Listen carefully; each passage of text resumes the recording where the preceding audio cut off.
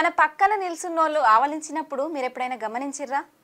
ఎవరైనా ఆవలిస్తే చాలు మనకు కూడా ఆవలింపు వస్తుంది కదా. అగ్గో గా ముచ్చట గురించి మాట్లాడుకుందాం. ఇది మనకు మాత్రమే కాదుల్లో, జంతువుల కూడా గిట్లనే ఉంటదంట. అందరూ ఒక గుంపుగా ఉన్నప్పుడు ఇట్లనే ఒకరు ఆవలిస్తే ఇంకొకరికి కావాలనే ఆవలింపులు కలుగుతాయంట. ఇది మొదట్ల జంతువులలోనే ఉందంట. రాంగ రాంగ మనుషులకు కూడా గీ అలవాటు వచ్చిందంట. అయితే గిట్ల రావడానికి ఓ కారణం అయితే ఉందిల్లా. మిర్రర్ న్యూరాల్ అనేవి ఒకటి ఉంటాయంట. పక్కనోళ్ళని చూస్తే ఈ న్యూరాన్లు అనుకరించి మనకు కూడా ఆవలింపులు వచ్చేస్తాయంట. ఆవలింపుల వెనుక గింత ముచ్చటున్నదన్నట్టు.